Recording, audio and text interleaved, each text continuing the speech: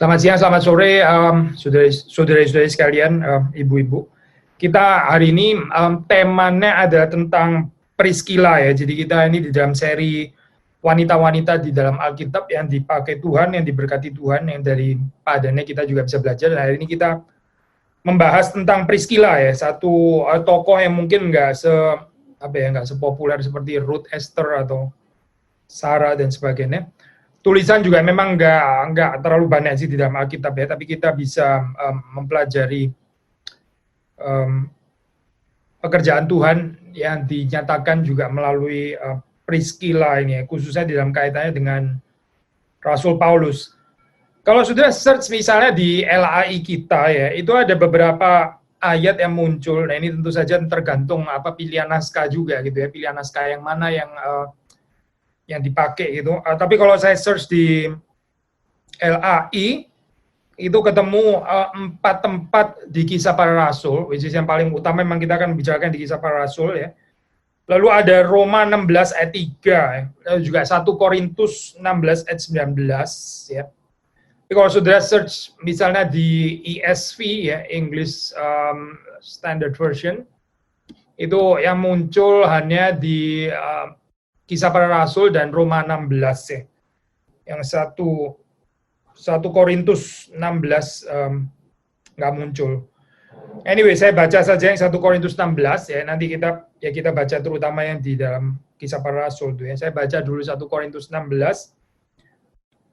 Salam kepadamu dari jemaat-jemaat di Asia Kecil. Aquila, Priscilla dan jemaat di rumah mereka menyampaikan berlimpah-limpah salam kepadamu. Ya. Ayat ini sepertinya kecil ya, sederhana ya.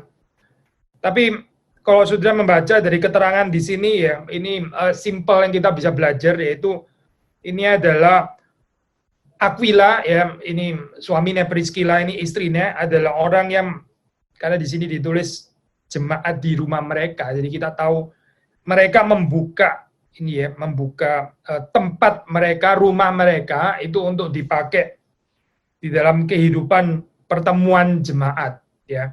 Jadi salah satu virtue atau kebajikan yang penting di dalam saat-saat yang sulit ya, seperti pada saat itu adalah ini hospitality ya. Ini yang pertama yang kita bisa belajar ya, hospitality. Hospitality itu maksudnya bukan cuma sekedar keramah tamahan ya, itu satu hal gitu. Tapi juga membuka rumah ya, membuka rumah. Jadi ini bukan cuma sekedar membuka rumah, membuka rumah dengan ada resiko ya sebetulnya gitu. Kalau saudara membaca misalnya ini ya, saya baca di dalam Roma 16 ayat 3 ya, Roma 16 ayat 3, sampaikan salam kepada Priscilla dan Aquila, teman-teman sekerjaku dalam Kristus Yesus. Mereka telah mempertaruhkan nyawanya untuk hidupku. Paulus ya maksudnya ya. Kepada mereka bukan aku saja yang berterima kasih, tapi juga semua jemaat bukan Yahudi ya. Jadi sudah melihat di sini ini hospitality mereka ini juga adalah hospitality yang memang betul-betul terbuka gitu ya dalam hal ini. Mereka sangat inklusif dan mereka mempertaruhkan nyawanya. Maksudnya ini resikonya bukan resiko yang kecil. Saya pikir kita bisa belajar ya di dalam saat-saat seperti ini ya. Ya konteksnya kita masih belum banyak berubah sih di dalam keadaan seperti ini ya. COVID nggak kunjung pulih keadaannya gitu. Apa ya kira-kira yang Tuhan mau kita belajar gitu. Salah satunya ya ini ya, belajar bagaimana menjadi hospitable gitu dalam kehidupan kita. Gitu. Hospitable justru di dalam satu keadaan di mana kita dalam keadaan yang ya ada resiko memang gitu ya. Seperti kayak di dalam ini ya, zamannya Priscilla dan Aquila menjadi hospitable, itu juga ada resikonya, bukan nggak ada resikonya. Dan Paulus mencatat di dalam Roma 16 ini ya, mereka itu mempertaruhkan nyawanya ya. Jadi sudah melihat di sini ya, ada justru ini ya, saya membuat kekristenan itu menarik gitu, karena di dalam saat-saat krisis itu jadi tersingkap ya perbedaannya gitu. Ini saya biasanya kita ini ilustrasi saja ya. Kita naik naik pesawat ya, kemana saja itu kan banyak pilihan gitu ya, dari yang budget airlines ataupun yang ya katakanlah yang bukan budget airlines, tapi yang bukan budget airlines pun kan juga bisa ada pilihan gitu ya. Kalau yang budget airlines dibanding sama yang bukan budget airlines, ya itu langsung kelihatan lah gitu ya, apa itu service-nya itu langsung kelihatan. Tapi yang nggak budget airlines ya, nggak budget airlines sebetulnya mirip-mirip ya saya service-nya itu. Sampai kapan saya?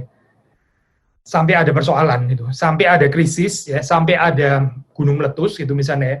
Nah baru kelihatan itu saya mana yang betul-betul airlines yang bagus, mana yang airlines meskipun bukan budget airlines tapi service-nya nggak sebagus daripada yang lain gitu.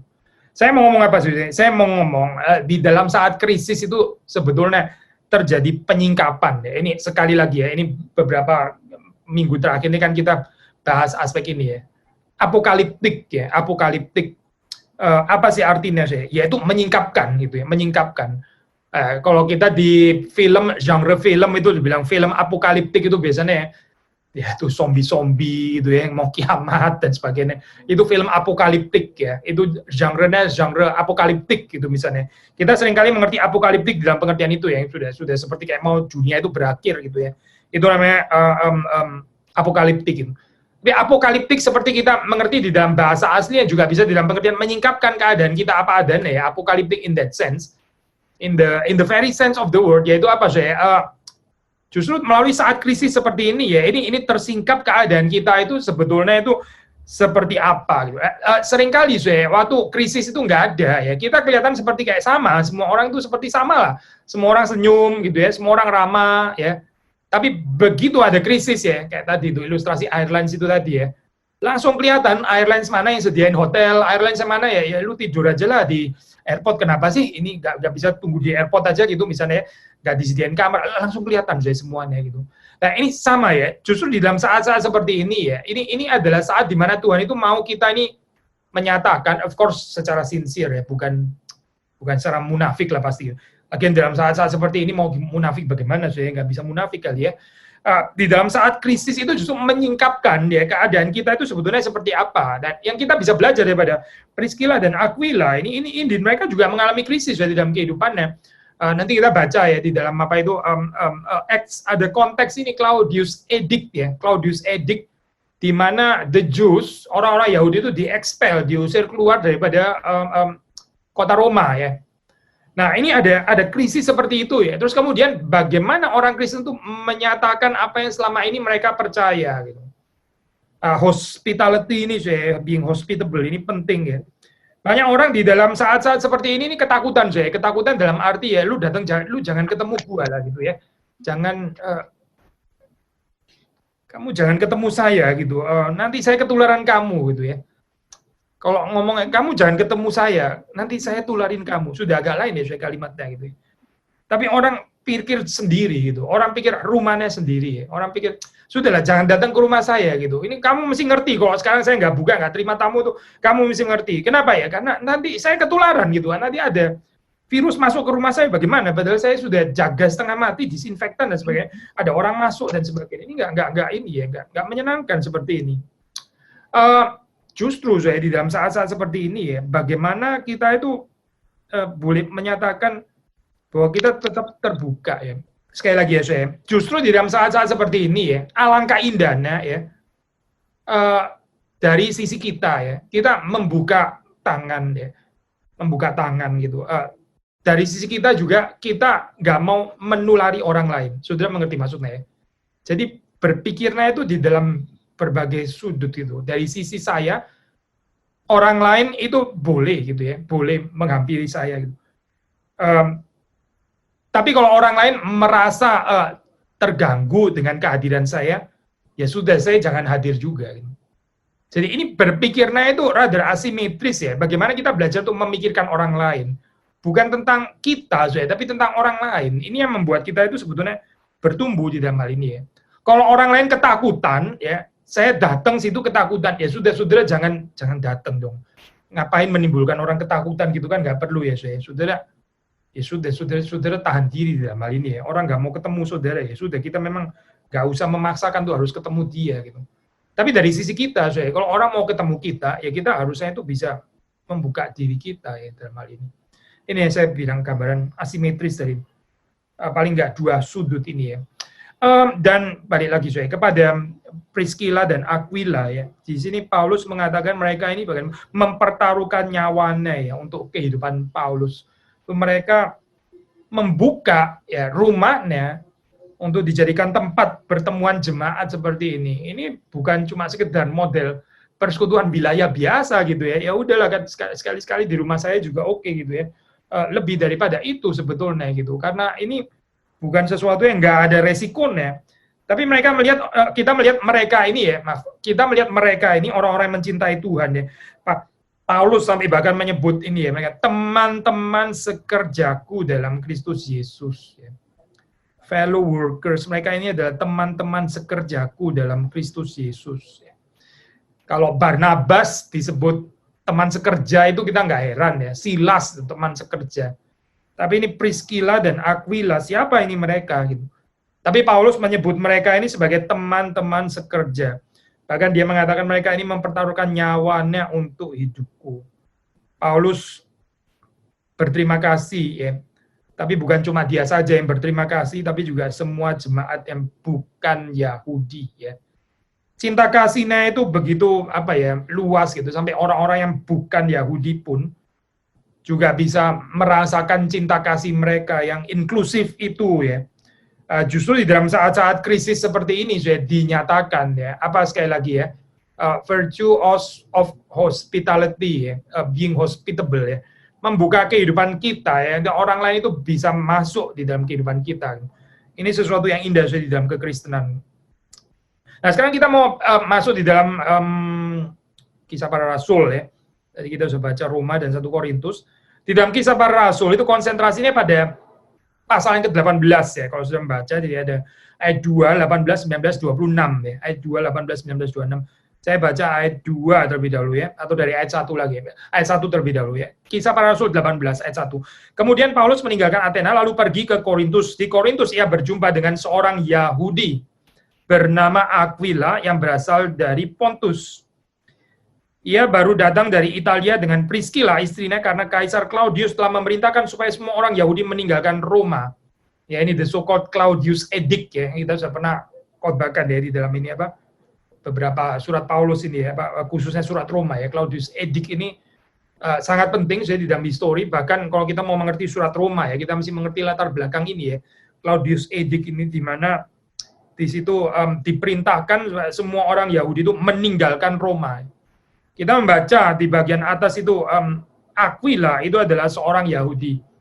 Tadi kita membaca di dalam bagian Alkitab yang sebelumnya dikatakan orang-orang yang bukan Yahudi pun mendapatkan berkat dari pelayanan mereka ya. Jadi saudara melihat ini gambaran seseorang satu couple ya, Aquila dan Priscilla yang bukan hanya membuka diri hanya bagi orang-orang Yahudi saja sebagai orang Yahudi, terbuka hanya kepada orang Yahudi, tapi dia juga bisa terbuka kepada orang-orang yang non-Yahudi.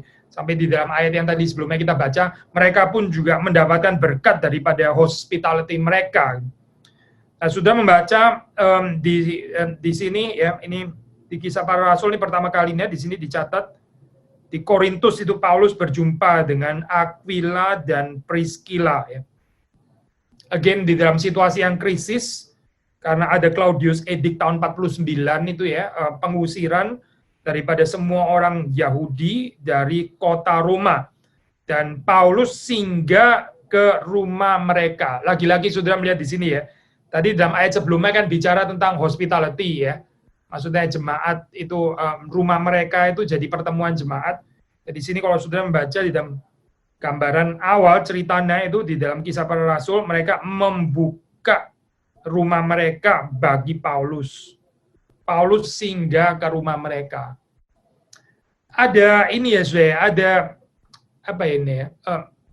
Kesetiaan di dalam hal yang sederhana. Ya akhirnya Tuhan percayakan lebih besar. Gitu. Ini prinsip firman Tuhan kan ya. Saya percaya, kalau mereka nggak membuka rumah mereka untuk Paulus ya, bagaimana mereka bisa rumahnya itu dipakai untuk pekerjaan Tuhan gitu.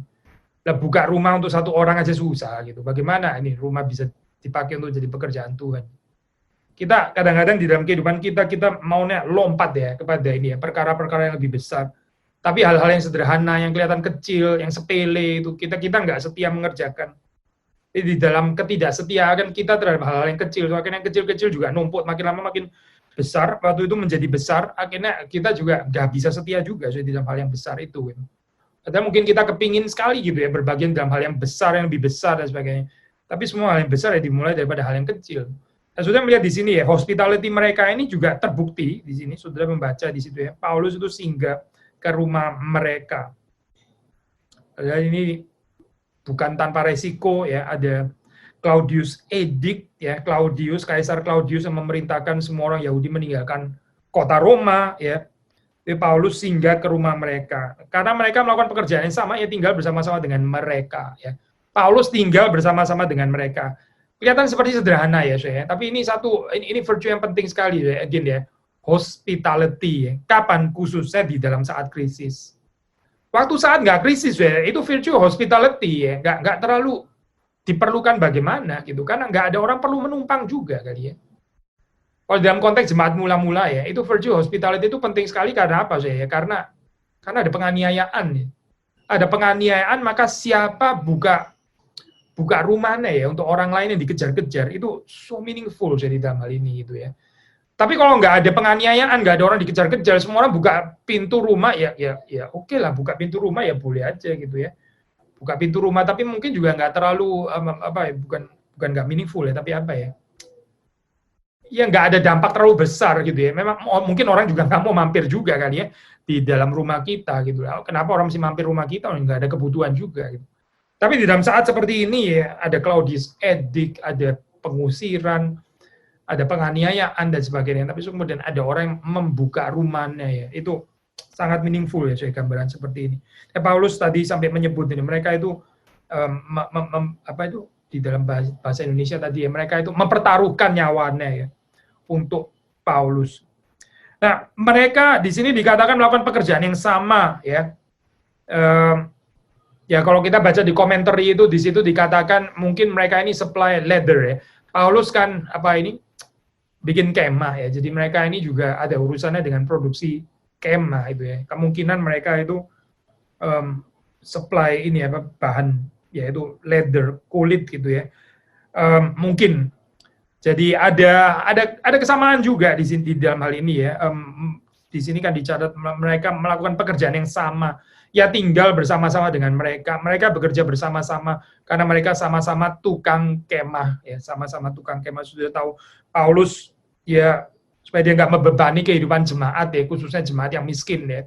Dia bekerja sendiri ya, dia supaya dia nggak membebani jemaat yang miskin yang nggak bisa memberikan persembahan karena mereka sendiri struggle di dalam kehidupan mereka. Jadi Paulus membuat kemah, dan ini Aquila dan Priscilla ini likely juga kehidupan dan pekerjaannya ada kaitan dengan ini ya, dengan pekerjaan kemah itu. Setiap hari Sabat Paulus berbicara dalam rumah ibadat dan berusaha meyakinkan orang-orang Yahudi dan orang-orang Yunani. Ya, pekerjaannya Paulus ini bukan tanpa dukungan ya, bukan tanpa hospitality daripada Priscilla dan Aquila itu tadi ya. Jadi saudara melihat di sini pekerjaan Tuhan ya, memang saudara membaca dalam Kisah Para Rasul sangat nyata ya di dalam kehidupan Paulus itu. Paulus orang yang sangat dipakai Tuhan ya. Tapi kadang-kadang kita lupa ya, lupa menghargai orang-orang yang di sekitarnya itu sebetulnya yang mendukung gitu ya. Paulus bukan bekerja sendiri, tapi ada orang-orang yang juga di sekitarnya gitu ya, juga berbagian di dalam pekerjaan Tuhan. Dan ini konsep yang penting ya, saya dicatat juga di dalam Kisah Para Rasul ya. Ini mirip seperti saudara membaca juga di dalam cerita-cerita yang lain yang dicatat di dalam Alkitab. Saudara akan mendapati ya banyak orang itu bekerja dipakai Tuhan, tapi sebetulnya banyak yang mendukung. Saya barusan sharing yang di Kisah Para Rasul juga, itu pemilihan 7 orang untuk melayani meja ya, di dalam khotbah kemarin hari Minggu di Harapan Indah.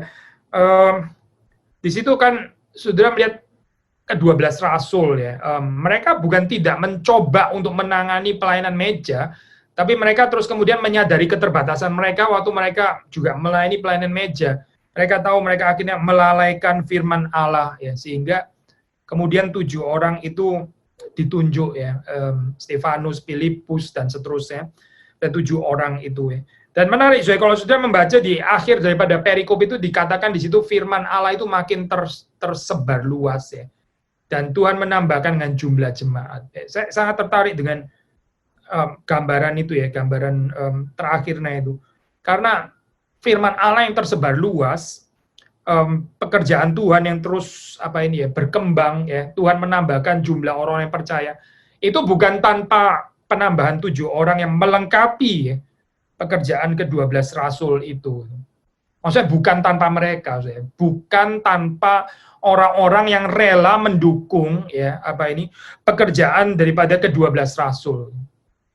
Ya, saya nggak tahu saudara beribadah di mana gitu, ya sebagian daripada yang mendengarkan PA ini kan nggak harus di ini, ya, Kiri Kelapa Gading gitu, tapi saya mau mengencourage saudara, ya, itu hamba Tuhan, ya, yang dimana saudara beribadah di situ, ya, itu bukan tidak memerlukan dukungan doa saudara gitu, karena mereka itu bukan Superman, mereka itu bukan superhero yang bisa kerjain A sampai Z. Saya nggak bicara hamba Tuhan yang malas, ya, saya.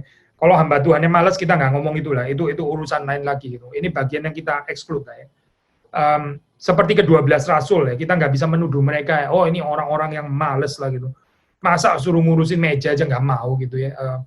Ada hamba Tuhan yang mesti ngurusin semua, saya, dari gorden rusak sampai lampu listrik mati, genteng bocor, semuanya hamba Tuhan gitu, ya. Ini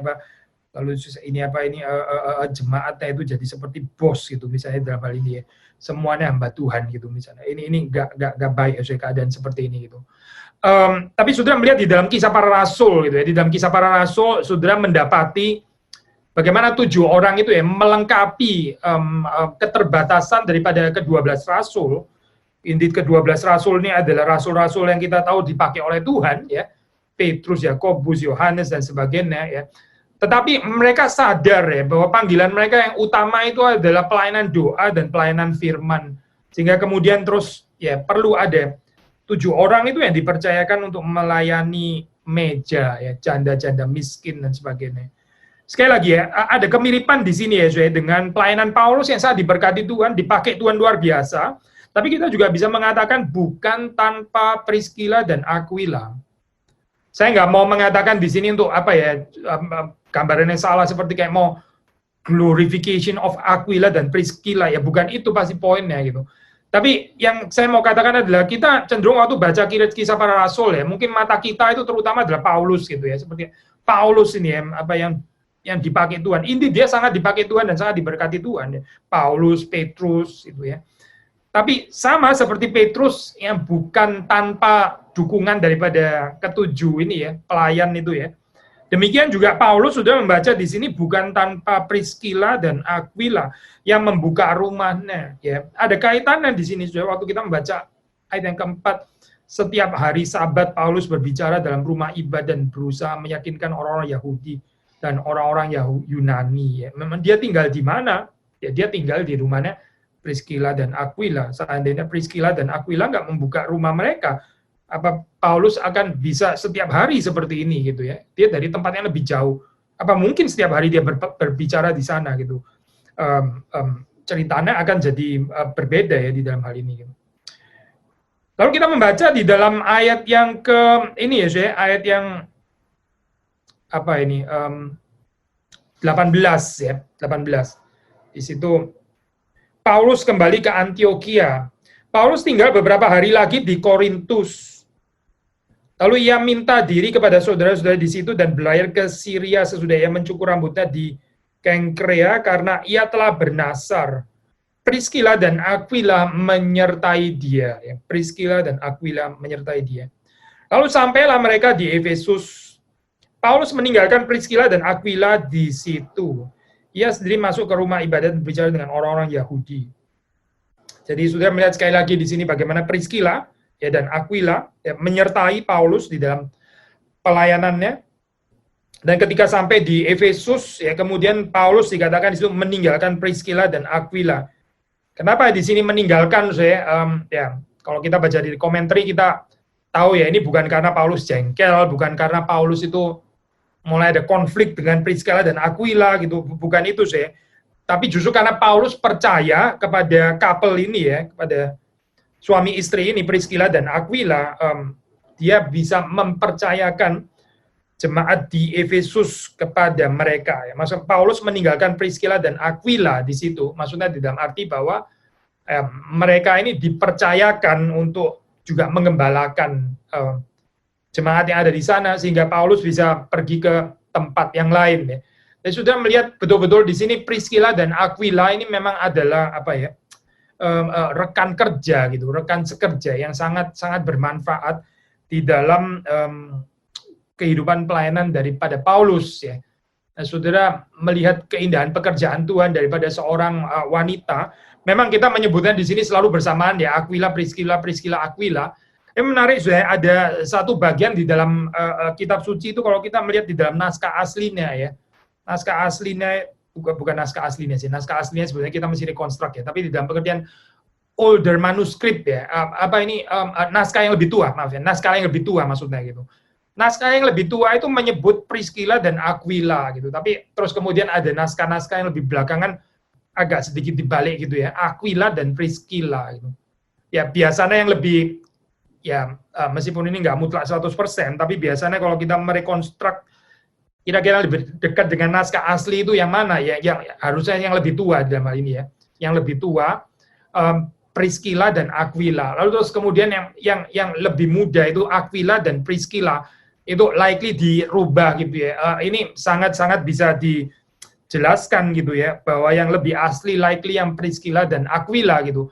Kenapa? Ya karena di dalam katakanlah budaya patriarkal ya, untuk nggak menimbulkan salah mengerti ya, jadi Priscilla dan Aquila terus kemudian dibalik menjadi Aquila dan Priscilla gitu. Padahal sebetulnya di dalam naskah yang lebih tua itu yang disebut adalah Priscilla. Dan kalau kita terima tafsiran ini ya, maksudnya apa sih? Ini Priscilla ini kita bisa mengatakan ini orang yang talented pasti gitu. Sampai disebut dulu namanya ya, belum Aquila, sudah mengerti kan maksudnya ya.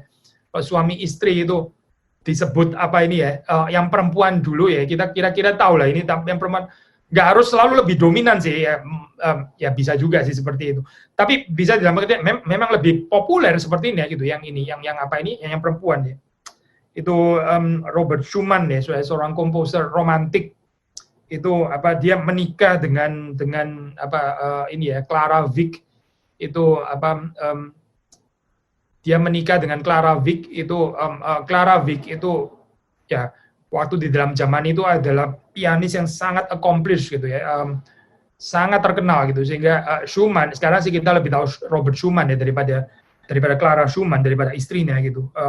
Tapi di dalam zamannya Schumann ya, itu Schumann itu selalu di mana-mana diperkenalkan, ini adalah Robert suaminya Clara gitu ya. Jadi ini adalah Robert suaminya Clara. Saudara-saudara, ini suaminya Clara, suaminya Clara gitu ya.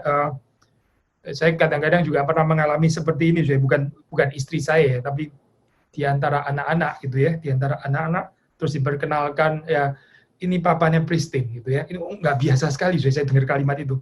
Saya pikir saya biasanya langsung disebut nama gitu, orang lumayan tahu lah saya siapa gitu ya.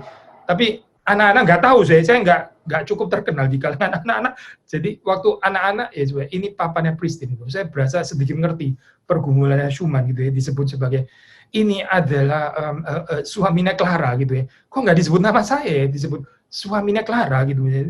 Ini papanya Pristine gitu. Ya oke lah, memang benar sih gitu ya. Dan kayaknya di kalangan anak-anak ya, anak saya lebih terkenal daripada saya. Ya sudah, terima saja gitu. Balik lagi saya kepada cerita ini ya. Priscilla ini saya di dalam salah satu ayat itu variasi naskah yang lebih tua itu menyebut namanya duluan, Priscilla dan Aquila. Misalnya di sini ya, saudara membaca ini Kisah Para Rasul 18 ini ya. Kan disebut Priscilla duluan di dalam LAI ya. Ini mengikuti naskah itu gitu. Karena ia telah bernasar, lalu kemudian Priscilla dan Aquila menyertai dia. Lukas menulis Priscilla dan Aquila menyertai dia. Ya, menarik saya. Berarti ini adalah seseorang yang, saudara nggak usah tafsir inilah ya, apa negatif lah. Ini pasti perempuan dominan lah, ngatur suaminya atau apa ya, nggak bisa submit lah atau apa. Alkitab nggak pernah ngomong itu loh saya. Kalau Alkitab nggak pernah ngomong, kita jangan ngomong itu. Nggak ada gunanya berpikir negatif seperti ini ya. Tapi bahwa dia mempunyai kelebihan ya sampai dia disebut dulu daripada suaminya ya boleh saja, seperti kayak Robert Schumann itu bukan disebut dia tapi disebut istrinya dulu gitu ya. Memang kenyataannya pada saat itu Clara yang lebih populer daripada Robert gitu. Nah di sini saya waktu saudara membaca bagaimana kedua couple ini ya Priscilla dan Aquila itu menyertai pelayanan Paulus, dan Paulus sampai bisa menyerahkan, mempercayakan pelayanan di Efesus itu ya kepada mereka ya. Berarti ini punya kualifikasi ya, pasti ini Priscilla dan Aquila ini punya kualifikasi. Tadi kita mengatakan waktu di dalam zaman Claudius mengeluarkan edik gitu, mereka sudah membuka rumahnya untuk Paulus ya. Dari surat yang lain kita bahkan membaca juga mereka membuka rumahnya itu untuk pertemuan jemaat. Sekali lagi tadi kita bilang bukan cuma sekedar persekutuan wilayah, tapi satu situasi yang sebetulnya sangat bahaya ya, keadaan seperti itu. Mungkin sedikit comparable sekarang dengan seperti kayak mungkin gereja bawah tanah gitu di negara-negara yang menganiaya kekristenan, tapi dia buka rumahnya, itu kan sangat resiko ya saya ini membuka rumah di dalam keadaan yang seperti itu gitu. Jadi mereka adalah orang-orang yang betul-betul mencintai Tuhan, mereka mencintai pekerjaan Tuhan. Ya. Ini yang kita bisa baca di dalam kisah para rasul.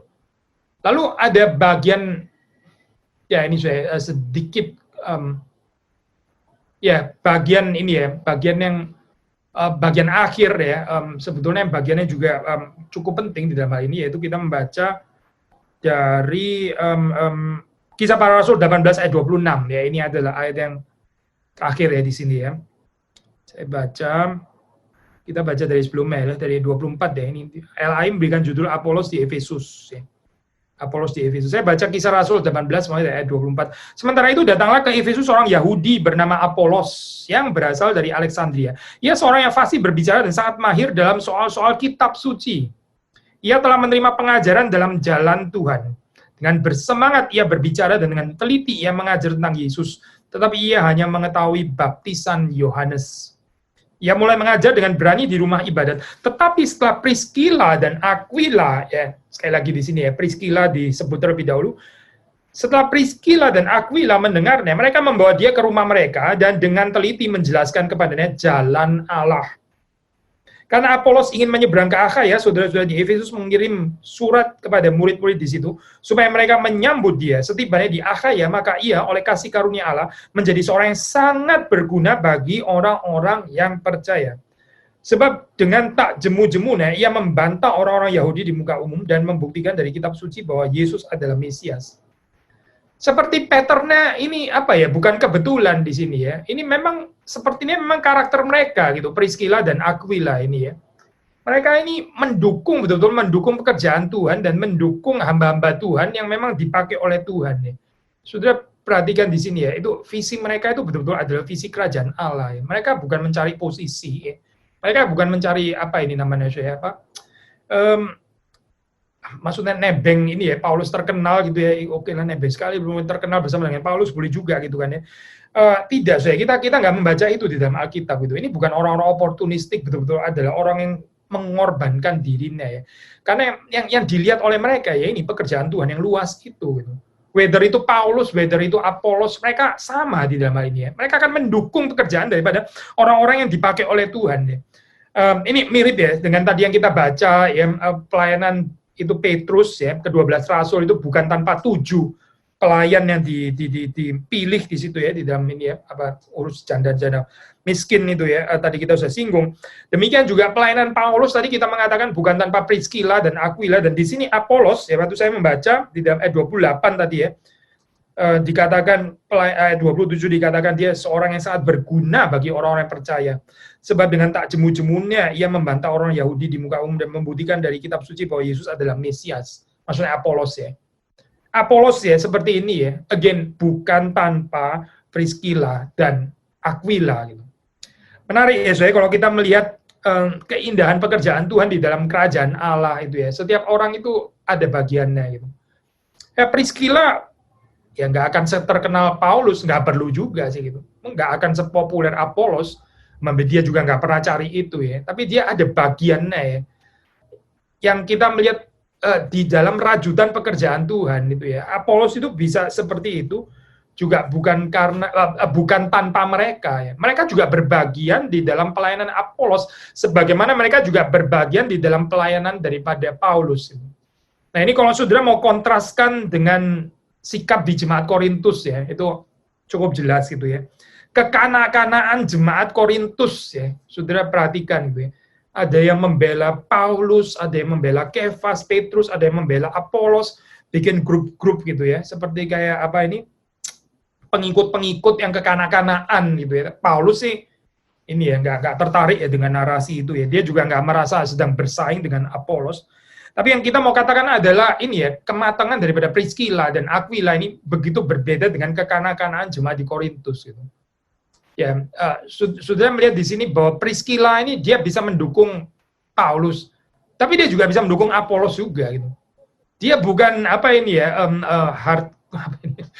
hardcore fansnya Paulus gitu. Paulus pokoknya at all cost Paulus gitu ya, karena saya ini Paulinis gitu misalnya. Kalau Apolos ya sudahlah, kita doakan orang lain ada pengikutnya gitu ya, Apolos gitu ya. Tapi saya itu pokoknya cuma untuk Paulus gitu. Saya mati-matian semuanya untuk Paulus gitu ya. Itu kanak-kanak gitu. Itu bukan visi kerajaan Allah, itu visi anak-anak sebetulnya gitu ya.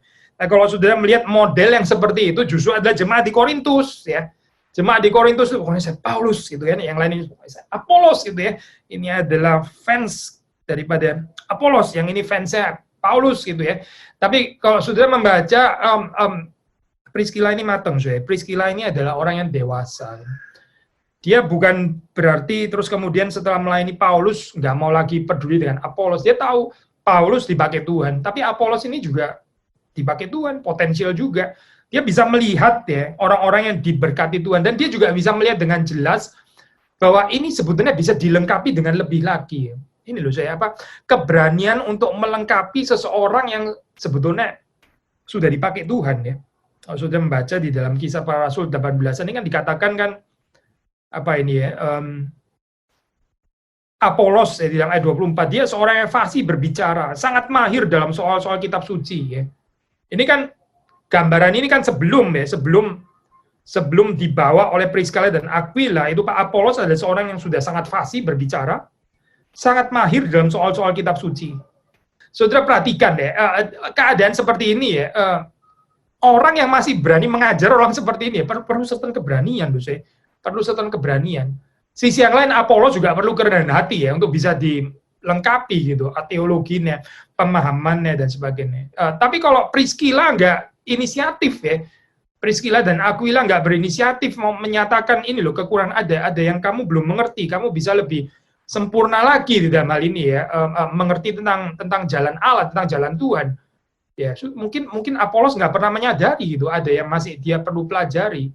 Jadi sudah melihat ini ya, peran orang-orang seperti Priscilla ini ya, sangat penting sudah di dalam kerajaan Tuhan, di dalam kerajaan Allah. Jadi sumnya itu bukan hanya kepada Apolos dan Paulus atau Petrus gitu ya, terus kemudian kita cenderung untuk menghidupi narasi superhero gitu ya, superhero ya, yang bisa masuk anggota Avengers di dalam Kisah Para Rasul ya, kayaknya cuma Paulus, Petrus, Stefanus gitu ya. Apolos mungkin masih bisa masuk, tapi Priscilla dan Aquila kayaknya nggak cocok lah ini ya, nggak cocok lah masuk jadi anggota Avengers gitu ya. Tapi Alkitab bukan menyajikan narasi Avengers ya di dalam Alkitab, bukan gitu. Kita nggak diajak untuk membaca Kisah Para Rasul ini terus kemudian siapa sih orang pentingnya gitu ya. Lalu kemudian Aquila dan Priscilla ini orang nggak terlalu penting gitu ya, nggak sebesar Paulus dan sebagainya. Lukas nggak tertarik mencatat narasi pekerjaan Tuhan di dalam pengertian seperti itu. Lukas nggak tertarik itu. Dunia kita kali yang selalu menghadirkan dalam model-model seperti ini gitu ya. Siapa yang betul-betul powerful, yang paling yang paling besar dan sebagainya. Siapa yang rada disposable ya, boleh diganti, dia ada nggak ada doesn't matter lah gitu misalnya. Tapi Paulus itu harus selalu ada gitu misalnya.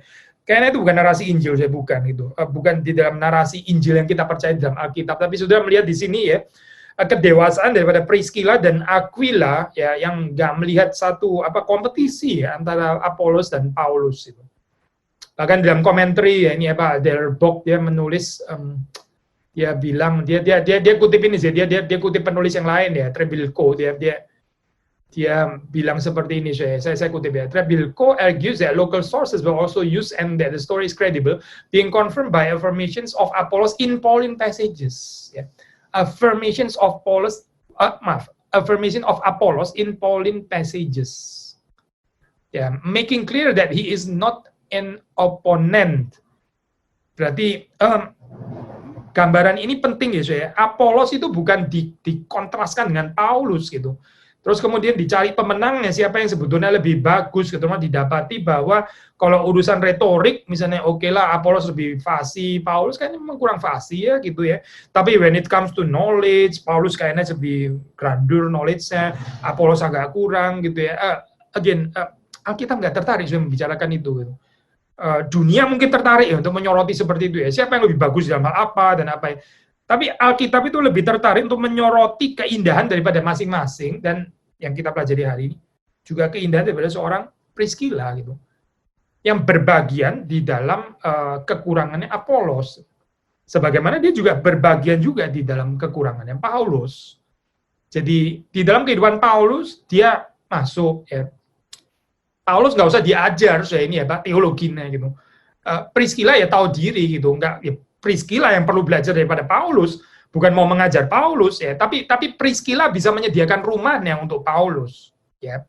Jadi dalam hal ini ada kekurangan, bukan kekurangan pengertian teologi daripada Paulus, tapi apa? Ya ini tempat tinggal dan itu dia buka. Gitu. Sudah perhatikan ya, pelayanan yang konteks sensitif itu. Dia bukan seorang yang suka mengajar, siapapun diajar gitu misalnya, siapapun dikontrol, siapapun dinasehati ya, perempuan resek kayak begini nih ya. Priscilla sih bukan orang seperti itu, dia tahu siapa Paulus gitu. Kebutuhannya Paulus apa? Dia tahu gitu. Paulus ini bukan perlu diajar, dia bukan perlu dikasih bahan-bahan kuliah, bukan, dia yang justru harus belajar daripada Paulus. Tapi Paulus ini nggak ada rumah, lah dia buka rumahnya gitu ya dalam hal ini. Tapi when it comes to Apollos, sudah melihat ini Apollos, nah ini Apollos ini ada yang kurang ini di dalam pengertiannya.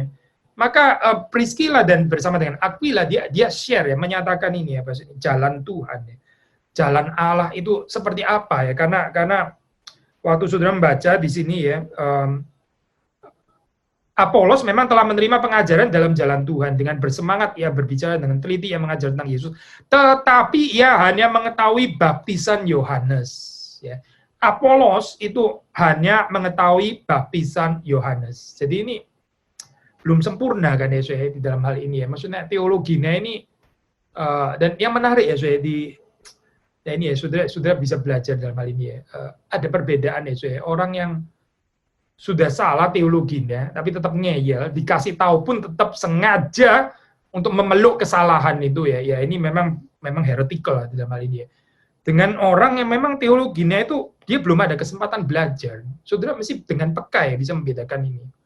Membedakan dua hal ini ya. Jangan semua orang yang teologinya kurang terus kita langsung label ini sesat lah, nggak ortodoks ya.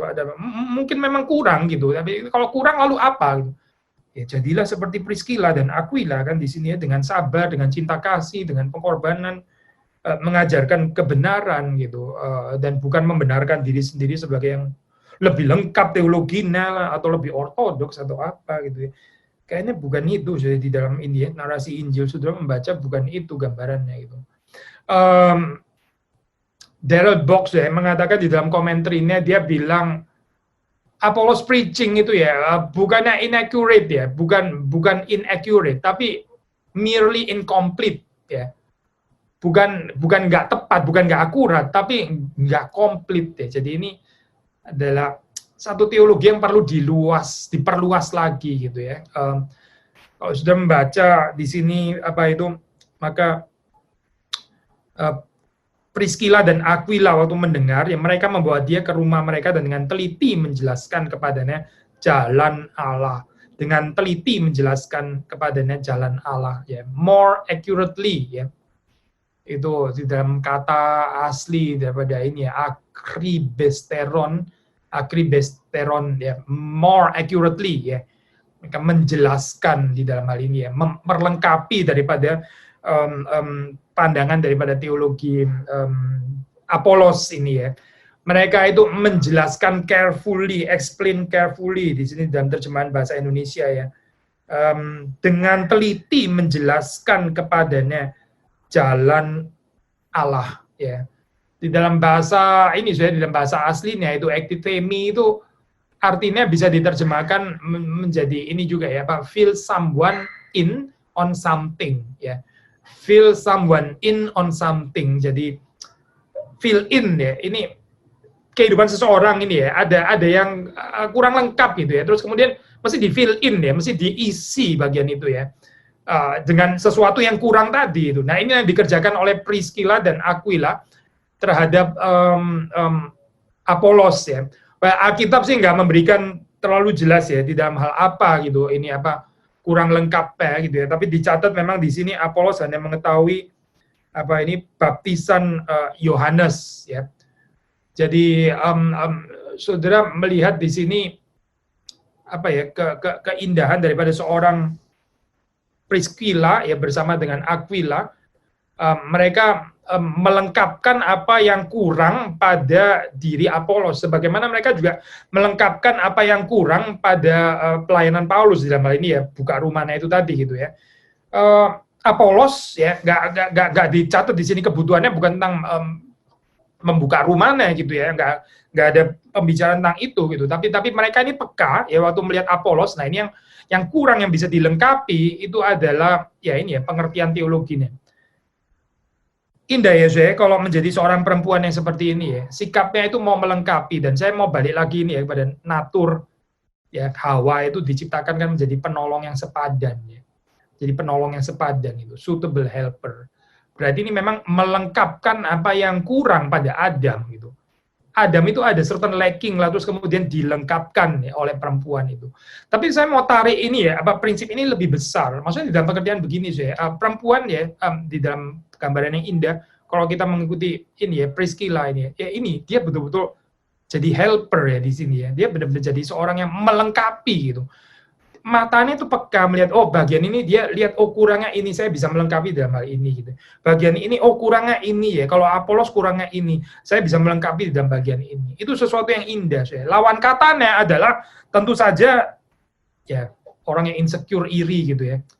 Waktu lihat orang lain, kenapa dia lebih daripada saya? Nah ini nyebelin deh, saya perempuan kayak begini nih. Kenapa kok dia ini ya lebih bahagia daripada saya kan? Insecurity gitu ya. Jadi bukan mau melengkapi, tapi kalau bisa tuh menjatuhkan gitu ya. Ini nggak bisa lebih kontras lagi. Yang satu ini hatinya luas, ya hatinya luas. Yang lain tuh hatinya sempit ya. Orang yang hatinya sempit itu ya begini saya nggak seneng ya lihat orang lain berhasil. Waktu lihat orang lain kurang, ya syukur deh. Bagus lah dia kurang gitu. Sudah bagus ya. Kalau bisa lebih kurang lagi gitu ya, supaya saya yang lebih kelihatan hebat dan sebagainya.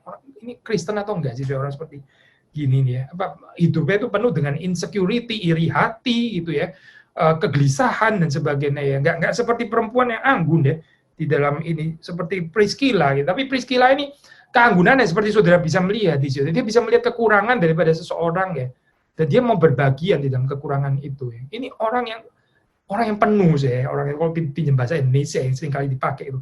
Ini orang yang sudah selesai, sudah kelar dengan dirinya sendiri. Dia sudah beres dengan dirinya sendiri. Gitu. Dia nggak sedang mencari dirinya lagi, sudah selesai. Dirinya sudah ditemukan oleh Tuhan, gitu. Sudah komplit ini. Gitu. Jadi waktu dia berurusan dengan ini ya pelayanan, dia tahu panggilannya itu cuma satu, yaitu melengkapi orang-orang yang masih kurang. Ya, saudara perhatikan, dia bagaimana bisa berbagian dari pekerjaan Tuhan, melengkapi apa yang masih kurang. Ya, jauh daripada satu keadaan di mana dia rasa insecure lah, iri lah, atau kok jadi kurang terkenal gitu misalnya, atau Paulus kok jadi lebih menghargai Silas ya sekarang daripada saya, ini orang-orang insecure kayak begini gitu ya.